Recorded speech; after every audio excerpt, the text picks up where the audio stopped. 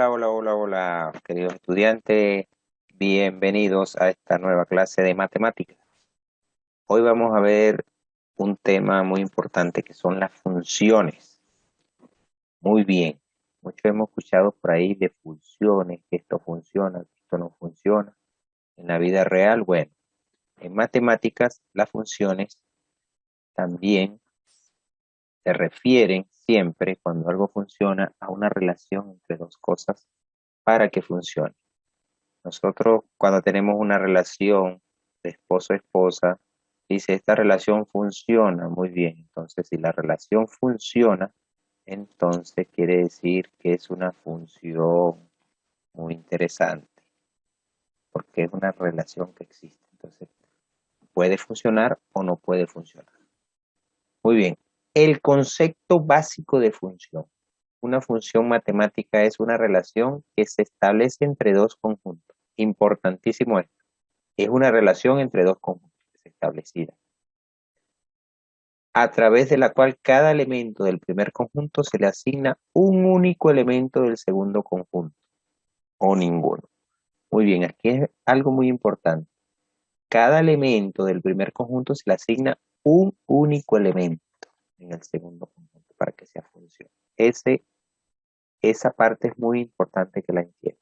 Muy bien, vamos a verlo de forma gráfica. Vean, tenemos un conjunto X, un conjunto Y. Muy bien, el conjunto X es el conjunto principal, como dice acá, el primer conjunto, y este sería el segundo conjunto. Entonces, este conjunto tiene A, B y C, y el conjunto secundario, en este caso que es Y, tiene 1, 2 y 3. Me dice, una función es una relación, es la relación que existe entre el conjunto X con el conjunto Y. Esta flechita me indica que hay una relación. A va con 1, B va con 2 y C va con 3. Eso es una relación que existe entre X y Y. Muy bien, esa relación me dice que para que sea función debe cumplirse que todos los elementos del conjunto principal, que sería el X, van a tener un único elemento en el conjunto de llegada. Se dice 1 a 1. A con 1, B con 2 y C con 3, para que sea una función. Cuando esto se rompe, cuando un elemento del conjunto principal o conjunto de partida, que también se le llama conjunto de partida acá, al conjunto principal se le llama conjunto de partida y el conjunto secundario se le llama conjunto de llegada. También al conjunto principal se le llama el dominio de esa función y al conjunto secundario el codominio.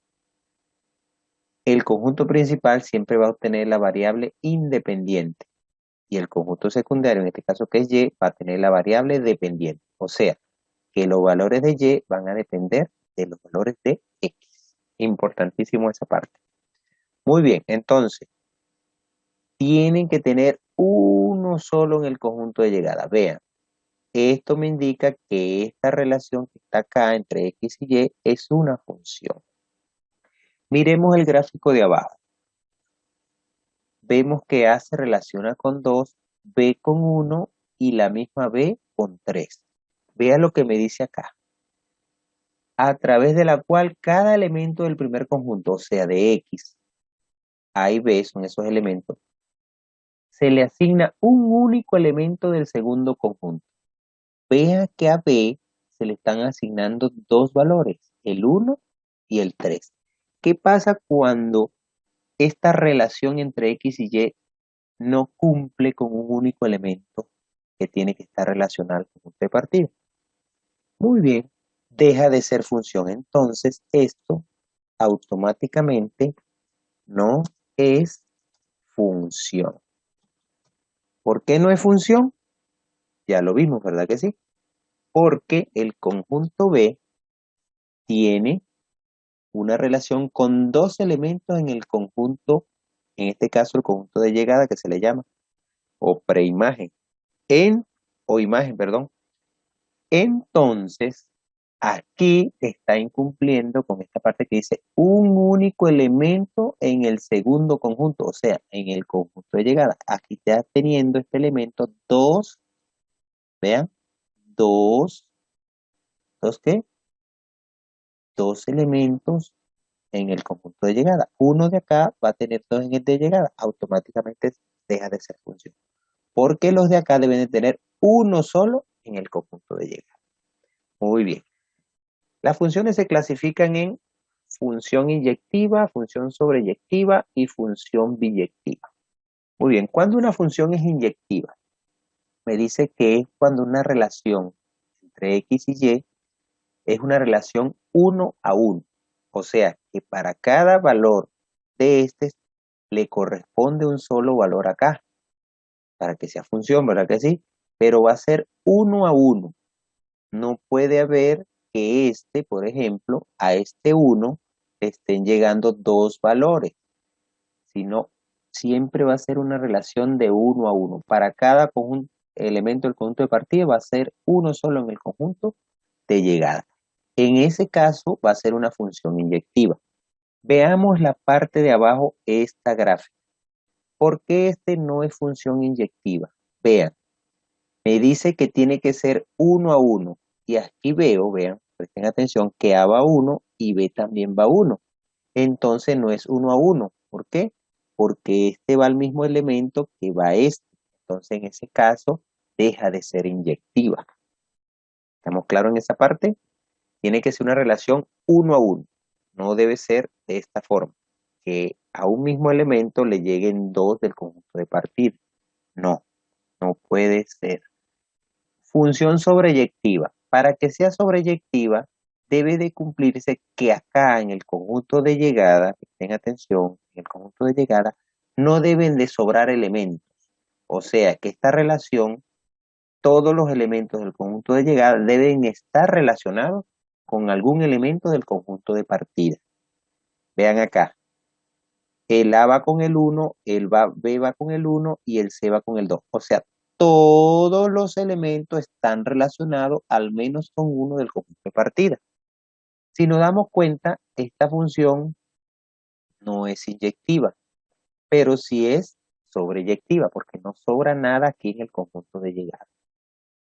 Función sobreyectiva, ¿verdad? Es sobreyectiva, pero acá, esta condición que está acá, me deja de ser inyectiva. Muy bien, veamos el ejemplo de abajo.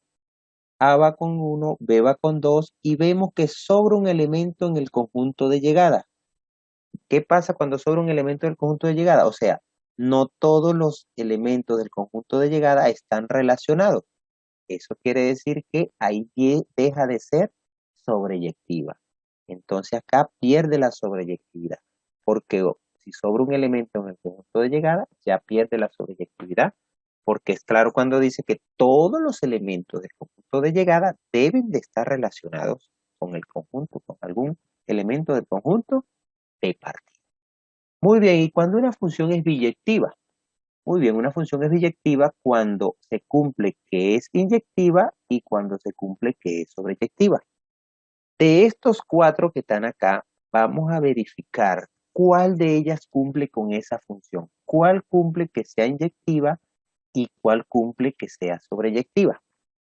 Veámosla, vamos a comenzar desde lo último, desde esta. Esta no era sobreyectiva. Por lo tanto, si no es sobreyectiva, ya no es biyectiva. Esta era sobreyectiva, pero no era inyectiva. O sea que si ya incumple una de las dos, ya deja de ser biyectiva. Esta era sobreyectiva, pero no era inyectiva. ¿Qué quiere decir? Ya incumplía con una. Entonces no es una función biyectiva. Y veamos la principal. La principal es inyectiva porque va 1 a 1 y también es sobreyectiva. ¿Por qué? Porque no hay ningún elemento del conjunto de llegada acá, del conjunto Y, que me sobre. O sea, todos los elementos del conjunto de llegada que son de Y están relacionados al menos con uno en el conjunto de partida. Entonces, esta es inyectiva y también es sobreyectiva. ¿Qué quiere decir eso? Si es inyectiva y sobreyectiva, que automáticamente pasa a ser ¿qué? Esta función que está acá pasa a ser, vamos a ponerle acá para que vean, esta función pasa a ser ¿qué? Biyectiva automáticamente. Cuando cumple con las dos condiciones de inyectividad y sobreyectividad. Muy bien. Continuamos. Espero que esta parte esté muy clara. Vamos ahora. Operaciones con funciones. Se pueden sumar, restar, multiplicar y dividir funciones. Entonces, ¿cómo hacemos esas operaciones de suma, resta, multiplicación y división? Muy bien, aquí tenemos dos funciones, f de x y g de x. O sea, son dos funciones diferentes. Entonces, vamos a ver cuando sumamos esta, cuando las restamos, cuando las multiplicamos y cuando las dividimos.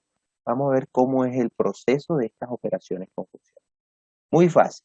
Si yo voy a sumar la función f de x, me dice que es una suma, f de x con g de x, basta con colocar los valores, presten atención, ¿cuáles son los valores de f de x? 5x más 3, ¿verdad que sí? Y sumarle, en este caso, ponerlo aquí arriba, y sumarle, si digo sumarle es porque voy a agregar un más, ¿verdad que sí? Más los valores de g de x. ¿Pero cuáles son los valores de g de x? 2x menos 1. Muy bien. Una vez que hago esta suma, 5x más 3 más 2x menos 1, automáticamente tengo que unir términos semejantes. ¿Cómo uno términos semejantes? Muy fácil. Los x van con las x siempre y cuando tengan esa variable x tengan el mismo exponente. Si no tienen el mismo exponente, no se pueden sumar o restar. Y los términos independientes que no tienen variable se suman o se restan con los términos independientes de la otra función. Vamos a sumar o restar dependiendo de los signos. Signos iguales se suman, se mantiene el signo, y signos diferentes se restan y se coloca el signo del número mayor. Muy bien. Entonces vamos a resolver esto. ¿Cómo quedaría f más g de x? La g va minúscula. ¿Cómo quedaría esa suma? Muy bien. ¿Quiénes son independientes acá? 5x es término semejante, perdón, con 2x. Este 5x está positivo y el 2x está positivo. Signos iguales que se hacen, se suman. Entonces sumo 5x más 2x. ¿Cuánto es? Serían 7x. Ahora el 3, que es un término independiente, está positivo, va con el 1 que está negativo. Entonces, como son signos diferentes, se restan y se mantiene el signo del número mayor. ¿Cuál es el número mayor acá? El 3. ¿Qué signo tiene? Más. Entonces es el signo que voy a mantener. Coloco el más y digo 3, se quitan 1, es 2. Y listo, ya he realizado la suma de f de x más g de x. Vamos a ver ahora cómo funciona la resta. Muy bien. Lo mismo, agarrar el valor de x y restarle el valor de g. Aquí tenemos que tener claro que f menos g no es igual a g menos f. En el caso de la suma sí se cumple, que f más g va a ser igual a g más f. Pero en la resta no, f menos g no va a ser igual a g menos f. Entonces yo voy a hacer f menos g y ustedes en su casa practican el que g menos f y van a ver que el valor o el resultado, perdón, no van a ser iguales. Muy bien, ¿cómo sería este entonces? Voy a colocar el valor de f primero, que es 5x más 3. Muy bien. Luego que tengo el 5x más 3 me dicen, ahora se va a restar. ¿Pero con quién se va a restar? Aquí va a ir un menos, ¿verdad que sí? Muy importante cuando uno tenga un menos. Ahora yo le voy a colocar el valor de g, pero como tengo un negativo acá, yo tengo que colocar ese valor entre paréntesis, porque ese menos me va a alterar los signos que están dentro del paréntesis. El más acá, en este caso no se le colocó paréntesis porque el más no me altera nada de los signos de acá, pero un menos sí me lo altera. Tengo que aplicar la propiedad distributiva de los signos y sacarle nuevos signos a esos números. Automáticamente un menos afuera me cambia automáticamente los signos de adentro. El que esté más pasa menos y el que esté menos pasa más, así de fácil. Cuando tengo un menos afuera de un paréntesis, corchete o una llave, automáticamente ese menos me cambia los signos de los términos que estén dentro de ese paréntesis, dentro de ese corchete o dentro de esa llave. lo cambia al contrario, el que esté más pasa menos y el que esté menos pasa más. Si aplicamos esa propiedad aquí, presten atención, seguimos resolviendo, ¿verdad? Y decimos que f menos g de x va a ser igual, y resolvemos, presten atención, vamos a resolver primero el signo. Mantenemos esto igual, 5x más 3, para no confundir, 5x más 3. Y luego resolvemos este signo. Este signo me va a cambiar los signos que están dentro. El que esté más, el 2x está positivo, pasa a ser negativo. Y el menos 1, por supuesto, está negativo, pasa a ser positivo. Cambian automáticamente los signos. Entonces sería, en vez de menos 1, va a ser más 1. Y cuando yo resuelvo eso, automáticamente estoy resolviendo los paréntesis, ya están eliminados. Ahora me queda que los términos semejantes son 5x positivo y x negativa, y el 3 positivo con el 1 positivo. Entonces voy a sumar términos semejantes. Sumar o restar, aquí hay que tener en cuenta que uno suma o resta dependiendo de los signos. Entonces f menos g de x va a ser igual ¿a quién? Muy bien. ¿Cuánto me da el valor de 5x menos x? Son signos diferentes, ¿verdad que sí? Como son signos diferentes, se restan y se coloca el signo del número mayor. ¿Cuál es mayor? 5x. ¿Qué signo tiene? Más. Entonces el resultado me va a quedar positivo. Cuando estamos comenzando, si lo queremos, lo ponemos, y si no, no pasa nada. Si no le ponemos signo, así supone que va un positivo. Muy bien, voy a colocárselo para que lo vean. Entonces, mantengo el signo del mayor, que es más, y digo 5x y te quitan una x, automáticamente es 4x. Vamos con 3 y 1, que son los términos independientes. Son términos semejantes porque ambos son términos independientes, no tienen variable. Entonces, uno está positivo y el otro también está positivo. Ah, bueno, me acuerdo que signos iguales se suman y se mantiene el signo. Como estoy hablando de positivo, el signo que voy a mantener es positivo. ¿Cómo se suman? Sería 3 más 1, que sería 4. Y listo, acabo de resolver la resta de f menos g de x, que me da este resultado. Si yo resuelvo g menos f de x, no me va a dar el mismo resultado. Eso lo van a practicar ustedes y van a verificar eso que les estoy diciendo. Muy bien, ahora vamos con la multiplicación. Vamos a multiplicar f de x por g de x. Muy bien, ¿a qué sería igual a eso? Presten atención acá. ¿A qué va a ser igual esa expresión? Muy bien, vamos a agarrar el valor de f de x y se lo vamos a multiplicar por el valor de g de x. Sería, cuando nosotros multiplicamos, es recomendable colocar paréntesis. Es muy recomendable colocar los paréntesis para aplicar la propiedad distributiva que se hace de la multiplicación con respecto a la adición. Entonces colocamos el valor de f, que es 5x más 3,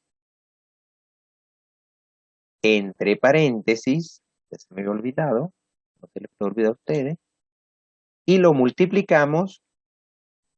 Si le ponemos un punto aquí, no importa, pero si ponemos otro paréntesis enfrentado, se supone que también está multiplicándose. Y lo multiplicamos por el valor de g, que es 2x menos 1. Y cerramos el paréntesis. ¿Qué vamos a aplicar acá? Aquí vamos a aplicar la propiedad distributiva de la multiplicación con respecto a la adición. ¿Qué me dice ese? Que voy a agarrar el primer término. Voy a hacer acá. Voy a agarrar el primer término y lo voy a multiplicar por el primer término del otro lado. Luego ese mismo primer término lo voy a multiplicar, pero ahora por el segundo término. Luego agarro el segundo término aquí, lo multiplico por el primero, y el segundo término aquí lo multiplico por el segundo. Primero tenemos que multiplicar los signos, luego los números, y cuando tenemos las variables, ahí se va a cumplir la propiedad de la potenciación de igual base. Se coloca la misma base y se suman los exponentes. Vamos a ver cómo queda entonces. Entonces estoy resolviendo la multiplicación ¿de quién? De f por g de x. Y eso va a ser igual, comienzo a multiplicar acá. Primero los signos, aquí hay un más. Más por un más que está acá, sigue siendo más. Si quieren lo ponen o no lo ponen. Yo lo voy a poner para que ustedes lo vean. Ahora multiplico los números. 5 por 2 es 10. Y aquí se cumple x por x tiene la misma base, propiedad de la potenciación, se coloca la misma base que es x y se suman los exponentes de esas variables. Esto si no tiene nada es un 1 y si no tiene nada acá es un 1. Entonces, x por x, 1 más 1 sería 2, decía x al cuadrado. Entonces, vamos a acá, vamos a hacerlo con operaciones. Vamos a hacerlo en esta parte para que me dé el positivo. Vamos a comenzar de nuevo acá, disculpen. Es para que me dé el cuadrado. Entonces lo vamos a hacer con esta expresión. Estábamos multiplicando f por g de x, ¿verdad que sí? Y eso iba a ser igual, entonces realizamos más por más da más. Lo colocamos si quieren, si no también. 5 por 2 es 10. Y x por x, x al cuadrado. Se suman los exponentes. Entonces aquí le ponemos el cuadrado. Muy bien. ¿Qué viene después? Este signo es más por este menos que está acá. Más por menos es menos. 5 por 1 es 5. Y x, y aquí no hay x, que sigue quedando la misma x. Luego este signo que es más por este más. Más por más da más. 3 por 2 da 6. Y aquí no hay x, aquí hay una x, me queda solo una x. Ahora digo, más por menos da menos. 3 por 1 da 3. Listo, terminé de multiplicar. ¿Qué hago ahora? Muy bien, ya terminé de multiplicar. Ahora voy a ver cuáles términos son semejantes para unir. Entonces digo, términos semejantes. Estamos haciendo la multiplicación de f por g de x. Que no se nos olvide. Entonces resuelvo. Vean, 10x cuadrado. No hay más términos que tengan el x cuadrado. Entonces yo lo voy a repetir igualito. Más 10x elevado al cuadrado. Perfecto. Voy con las x que tienen una sola. Esta x con esta x, como tienen el mismo exponente, las x son términos semejantes. Yo los puedo sumar o restar dependiendo de los signos. Como son signos diferentes, los voy a restar y voy a mantener el signo del número mayor. El número mayor es 6, ¿verdad que sí? Entonces, ¿qué signo tiene? Positivo. Entonces me va a quedar el signo positivo. Ya tengo el signo. Ahora resto el mayor menos el menor. 6x. Se quitan 5x. Simplemente me queda una x. Ahora veo si el término independiente tiene otro término por ahí. No, no hay más nada. Entonces se repite exactamente igual. Y esto es la multiplicación de f de g, f de x por g de x. Si yo multiplico g de x por f de x, también se va a hacer igual que la suma. Me va a dar el mismo resultado. Entonces, si ustedes quieren, lo compruebo. Vamos ahora con la división. Vamos a dividir ahora f de x entre g de x. Muy bien. Vamos a comenzar y digo, coloco el valor de f de x arriba, que sería, ¿cuál es el valor? Ya ustedes lo saben, 5x más 3, ¿verdad que sí? Muy bien. Ay, no me lo marcó. Muy bien. Vamos a regresar acá y digo, vamos a colocar acá, que sería f de x, que sería 5x más 3 sobre, y abajo va el valor de g de x, que sería ¿quién? 2x menos 1. Muy bien. Generalmente, este valor, estos valores cuando se dividen, generalmente tienen que dejarse así, no se puede hacer ninguna otra expresión. A veces se pueden factorizar, pero en este caso no se puede hacer nada. Entonces, ese es el valor que queda de f entre g de x, simplemente queda expresado de esa forma.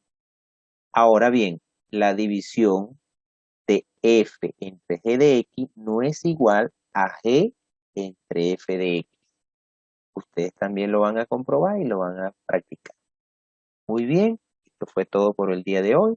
Les deseo éxito y nos vemos en otra oportunidad acá en un contenido de matemática sencilla. Hasta luego.